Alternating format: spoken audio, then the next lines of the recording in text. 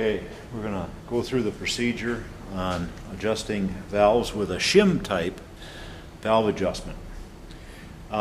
Before we proceed on this particular engine and this particular task, I want to caution everybody about a couple things here. You can see on this sprocket here, it looks like somebody's had a wrench on here and down on our intermediate shaft.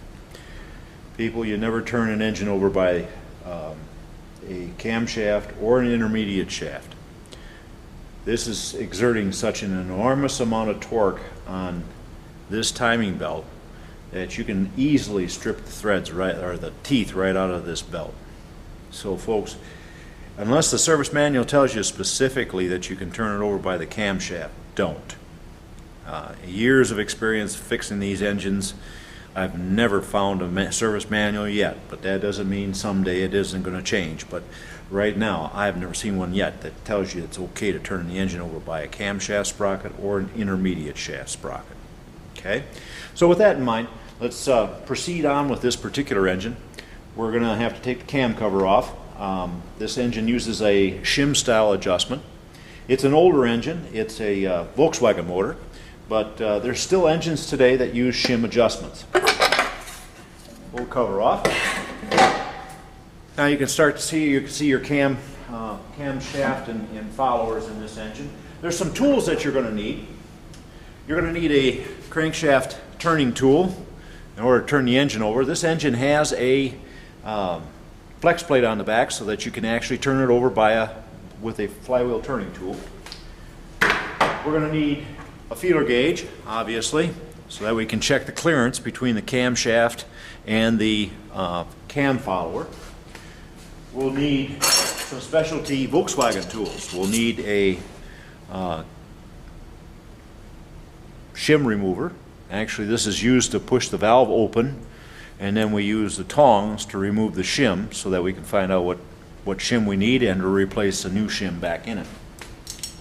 We'll need some information, obviously, from our chart that's in our shim bucket that tells us all the different sizes of shims that are available.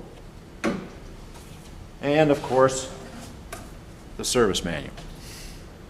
Okay, in the service manual, if we look closely, we'll find that there's the valve arrangement inside, and that'll tell us that exhaust, intake, exhaust, intake, intake, exhaust, intake, exhaust. Okay, so with that in mind, and it also shows you, gives you some information on how the valve train is configured in the engine, and of course, a little bit blow up of the way this is working, and that's the shim that we're after to adjust the amount of clearance between the cam and the cam follower. And we have to have a specification, and here we have a specification cold. This engine is cold, so we're going to be looking at 6 to 10 thousandths on the intake, and on the exhaust we're looking for 14 to 16 or 14 to 18. Okay? So now with that information, what we need next is our worksheet. And our worksheet looks something like this. Now I have cheated a little bit. I've already gone in and put our specification in for each one of the valves. So we're going to do the first two on this engine, and then I'm going to show you the completed worksheet and what that looks like. Okay? So we'll start off with the first one. I want to show you some technique here in doing this engine, because the cam followers are kind of down in a hole here. You have to do some special work with your feeler gauge. Now the first one is our exhaust, so we're going to have to take our exhaust, and we have a specification of 14 to 18. So I'm going to grab the 14, and where'd the 18 go? There it is, 14 and an 18. I'll try to hold this up so you can see it. I don't know if you're going to be able to. Probably not. Okay. There we go. There you can see it, 14 and 18. Now I'm going to use this as a go, no-go gauge. 14 is as tight as it can go. 18 is as loose as it can go. So what I'm going to be looking for, I'm going to start with the 14, see if it'll go in. If it doesn't go in, that means that valve is too tight and I have to adjust it. If I go in with a 14 and it's loose, then I go to the 18 and see if it's tight. If it's tight, then it's within specifications. I don't have to do anything.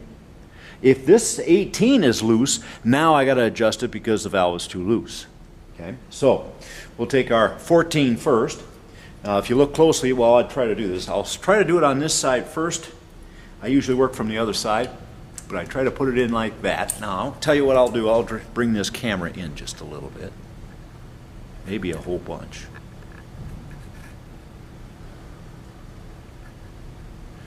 Now you can actually see the camshaft.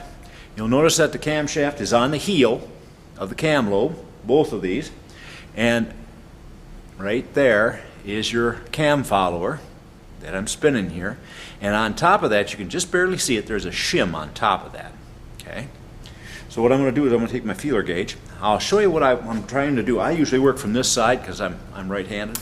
Okay, but what you're going to do is you're going to take that feeler gauge, place it on the lifter. You want to get that feeler gauge so it's sitting flat on the lifter. Okay, now I can tell you right now that 14 will not go in there, so automatically this thing is out of spec. So I got to go to my worksheet. I go to my worksheet. Now I'm going to open this up a little bit. We'll come back to this location. All right, so I go to my worksheet, and here it asks a question. And are you within specifications? Number 1 exhaust is no. Now that means I've got to adjust this one. So I'm going to go through and I'm going to do the rest of these block boxes have got to be filled out. Now we'll go to the next one. We'll see how that one turns out. We'll bring you back in so you can see what we're doing.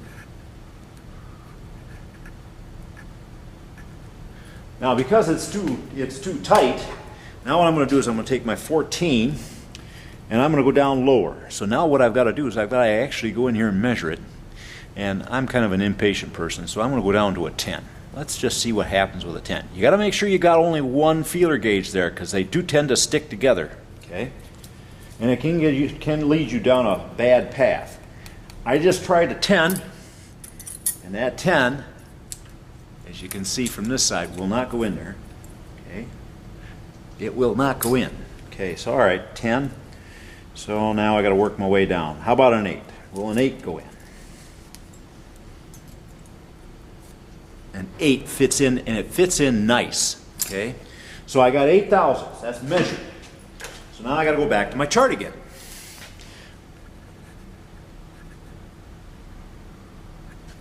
Okay, so our chart. I have a box here that says measured clearance, and I got 8 thousandths on that number 1 exhaust. So I'll write that in the box. Okay. Next thing we're going to do, we need to find out what our current shim size is, and we also got to figure out what we want for a correction.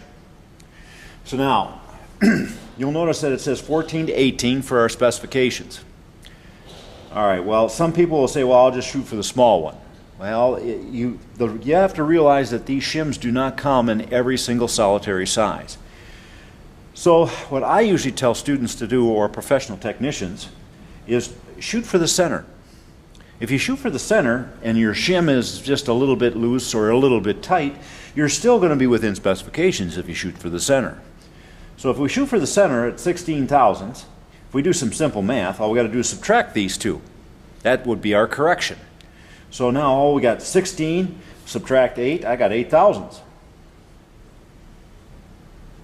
Because obviously 8 and 8 is 16, so we got 8 thousandths worth of correction. The next thing we got to do is find out what size shim is currently in the engine. So now what I'm going to do is I'm going to go back to my tools, and we can probably leave the camera a little bit wide. The tool is designed in such a way, I probably should bring you in close so you can see what I'm doing with the J tool. That actually opens the valves. You'll notice the bucket, and on this side, you notice there's a little notch in there. There's a notch just like it on the opposite side. Okay? So what I want to do is I want to have those notches so that I can get at them. Now the tool goes in over the camshaft like so. And you'll notice that it tends to move the follower, so you may have to walk the follower over. And that opens the valves. Now I need to make a short statement. This engine is a gasoline engine. So it's no problem if the piston's at top dead center. There's plenty of room. What little bit we're opening the valves, you're not going to cause any problems with valves going into the head of the piston. But folks, they made this same engine in a diesel configuration. You cannot do this at top dead center. There's not enough room in that combustion chamber for the two valves to be opened with the piston at top dead center. So if you're working on a diesel version, make sure that piston is away from top dead center before you put this tool in here. Otherwise, you're going to be doing a valve job too. Okay? So now, with the valves open on this gas job, this is going to be easy. So now all we got to do is just take and put the tongs in there, grab a hold of our shim, and the shim will walk right out. I'll grab a hold of it, set my tool off to one side here, and on this shim, you'll notice that you can see a nice circular pattern showing up on the shim. It should be like that because we want the valve to spin as the engine's running. Okay, that dissipates load and cuts down on the amount of wear on it. On the back side of it, you'll find a number. Now this is measured in millimeter. This is a German engine, so obviously it's going to be in millimeter. Okay, so we'll look closely, and you notice that it looks like it's almost wiped off of there. That's because people have been putting this shim in upside down, with the numbers up instead of the numbers down. Well, we can just barely pick it out. It's a 4.20 millimeter. Okay, folks, now we're not going to fix this engine. We're just trying to do the calculation. Each one of these shims is probably anywhere between $4 and $5 a piece. Not many people have a whole rack of these with all the different sizes in it, so all you have to do is just reach in and grab a shim and put it in. Typically what you end up doing is finding out what sizes you need, and now you got to walk up to the parts counter, or you've got to go over to the parts store and order the sizes that you need. Okay, so we need to know exactly which one do we need. That's why we're filling out the worksheet. So I'm going to put this shim right back in because we're going to leave the bug in this engine for somebody else to find too. Okay, so we're going to put this right back in, make sure the numbers are down, and I'm just going to slide it back in there. Sometimes they're a little stubborn. They don't want to go back into the bucket, and if you just turn it, it'll flop right in. Okay, so now we got to go back to our worksheet. So we'll zoom out. All right, back to the worksheet. My current shim size is a 4.20. Okay. Now the problem is we've been measuring everything in English. I got to convert that metric to something standard. Okay, so that's where our chart comes in from our shim cap book, okay, or our shim box. And I got a 4.20, and a 4.20 is 1654. So I'm just going to put 1654 in our English conversion. Okay, we don't need this anymore, not until we get our size shim that we need calculated. So now, shim with correction. So I got to take 8/1000ths off of this. All right, well there's lots of white room on the sheet.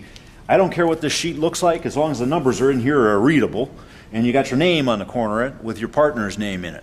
Okay, so you can use the whole sheet to do the math, and I can't do this math in my head either, so I don't expect you to do it. So I'm going to take 1654. Now, one thing that I didn't do here is I didn't explain, well, do I need to add 8/1000ths or do I need to subtract 8/1000ths? Well, that's pretty easy to figure out. If the valve is too tight, we need to subtract. If it's too loose, we need to add. Now, an easy way to remember that is if the number measured is smaller than the specification, what I usually do is in the corrected amount, I put a negative and I put a circle around it just to remind me, hey, dummy, don't forget, you got to subtract 8/1000ths. Okay? So now I'm going to go down here back to my regular operation here. I'm going to take 8/1000ths off of this. Okay?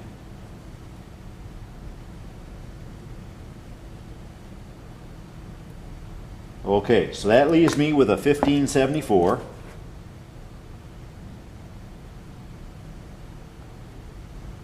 $15.74. So now I got to go to this chart here, and I'm looking for a 1474. So 1574. Pardon me, 1574. Look at that.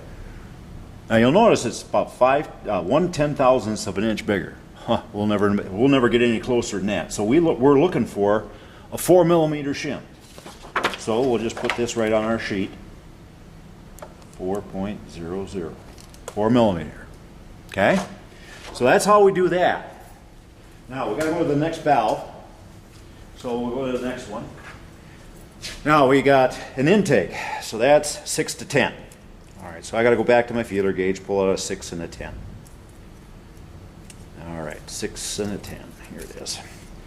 So now I'll do the same thing again. All right. Take the 6. 6 goes in easy. Okay. So 6 and my 10. So now what did that tell me? All right. The 6 goes in easy. Now that tells me it's not too tight. It passes so far. Again, go, no-go gauge. If I go to a 10, the 10 won't go in. Okay, so I know the valve isn't too loose, and I know it's not too tight. It's within specifications here, so if it's within specifications, it isn't broken, so I'm not going to fix it. I'm going to leave it alone. Okay, it's really that simple. All right, so now, at that point, now what we got to do is we got to take our flywheel turning tool, and we got to go to the engine, and we got to turn the engine over to a different location. Okay. And we're looking for the next one in the firing order, probably would be the easiest, and that's going to be back here at number 3. Okay. Again, same routine. Number 3, got to make sure that's an intake, so I got my 6 and 10 already out, so I'll go to the 6. Goes in easy, and the 10 won't go in. So number 3, intake. Okay, when we go to our chart again. Number 3 intake. Are we within specifications? Yes. When we go to our intake on number 1, it was within specifications, so we'll put down yes. Now folks, when you look at this chart, if you've got a yes in this box, are you within specifications? Yes or no? If it's a yes, you don't have to fill out the rest of the chart. If it's a no, now you got to fill out the rest of the chart and give me a proposed, or your instructor, a proposed correction. Okay, and show your work. Okay, that's the part that's critical here. I want you to understand how to do this. So far, we're in pretty good shape. I've only had one so far. Trust me, folks, there's more than one that's out of adjustment here. So now our exhaust on this engine is 14 to 18. So I'll get my 14 and 18 back out again. Here they are. Okay, 14 and 18. And I'll go to my exhaust and see what we got going. I start with a 14 first. 14 goes in nice and easy. Okay, so I know that valve isn't tight. So now I got to go to a 14, or an 18, pardon me, an 18. And an 18, I got to force it in. Okay? So if you force it, it doesn't count. So really that valve is probably at 17 thousandths within specifications. So now what we can do is we go over to our chart. Now that was our exhaust intake, so are we within specs? Yes. Okay. Do I need to fill out anything else? On that one? No. I'm good. Okay. Folks, this is the same chart that I used to use. I owned a Volkswagen diesel with this style adjustment. That's the same chart that I developed for my engine. Okay, because these valves have got to be adjusted at periodic times during the operation of the engine. So, with that being said, I'm gonna continue with the rest of the rack on this thing, and I'll bring you back with a finished worksheet so you know what a finished worksheet looks like. So I'll be right back.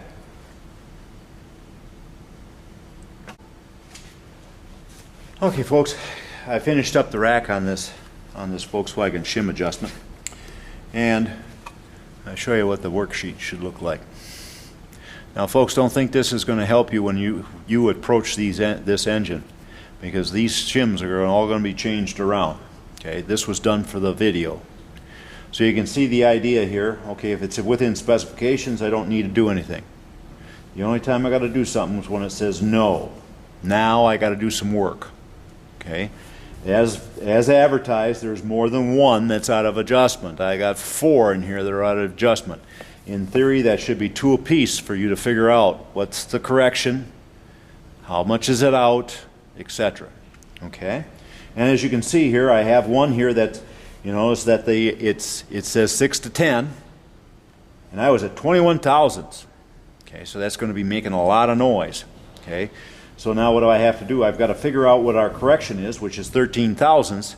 But you notice that number is bigger than the spec. So that means I've got to add 13 thousandths to the shim to take up the difference. Okay, so I can take that up and make it quieter. All right. Hopefully you don't have any problems or questions on this. If you have any questions on this tape or any other videotape or video that we have here at in the automotive engine class, don't be afraid to write down your question and bring it in and ask your instructor. Well, why did he do that? How did he do that? What was the purpose? Okay, what was the purpose of doing that adjustment? That kind of stuff, don't be afraid to ask your instructor. That's what he's here for, and we want you to be a good tech so you know how to fix this stuff. Okay? So anyway, there's your completed sheet for the Shim Volkswagen adjustment. Now when you get done, of course, you got to put everything away. All right, put everything back where you found it so the next crew can use it. And we put the valve cover back on.